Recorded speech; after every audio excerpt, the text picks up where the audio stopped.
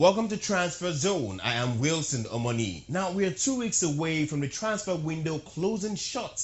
Now, several clubs have already done their business, but there's plenty still remaining unsettled. Now, let's start off with Barcelona. Well, after the capture of Paulinho by Barcelona, the Camp Nou outfits suffered a 3-1 home defeat to Real Madrid in the Super Cup as the team definitely looked short of talent and will press forward to land Philippe Coutinho before the end of the transfer window.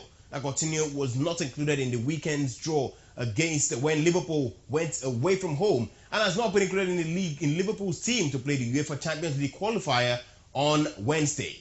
Now, a deal worth around 100 million is said to be on the table for him, and should Liverpool lose Coutinho, they may need to find reinforcements of their own. And Laurent Insigne of Napoli is said to be the preferred option for Jurgen Klopp. Now, the Klopp army looked bereft of options from the bench in their season opener on Saturday, and Insigne, who is captain of Napoli, will be the target when Coutinho's deal wraps up to Barcelona.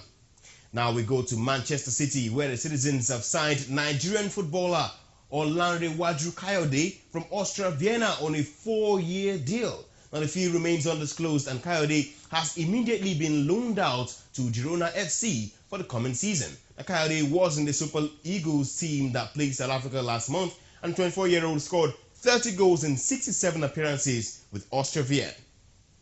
Now, two Man City players are still set to be on the transfer market are Nicolas Otamendi and Eliquim Mangala. Now, both players are transfer targets of Inter Milan as the former Champions League winners look for reinforcements, just as AC Milan have already done so far in the transfer window. We'll see how that one pans out for both defenders. Well, following the defeat to Manchester United on the opening game of the season, West Ham United are now looking to bring in a defensive midfielder to shove the troubles which were exposed at Old Trafford. Now, top of their wish list is Portugal international William Carvalho. And the Sporting Lisbon midfielder is set to now complete a £30 million transfer to the London club in the coming days. Away from that now, Stoke City are close to a loan deal for former Real Madrid attacker Jesse Rodriguez. Now, Rodriguez is on the books at PSG, having moved for 22 million 2 years ago, but has underwhelmed during his time at the Parisian club and will now move to the Premier League on loan to the Potters.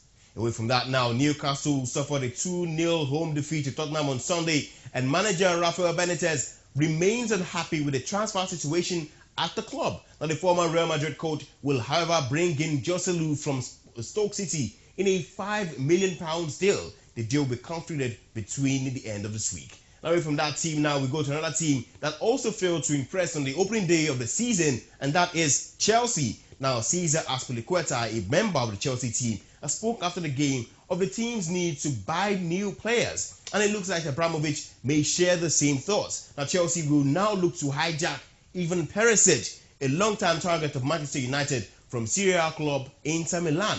Now, Perisic is still wanted at Old Trafford as Mourinho seeks a natural winger on the left, but Chelsea can swoop in for the Croatian should United continue to stall. And the Blues will also press forward for Danny Drinkwater despite Leicester's resistance to sell. The Blues look short of options from the bench, and Antonio Conte will be bringing in some additions before the window closes. That ends Transfer Zone. I am Wilson Omoni.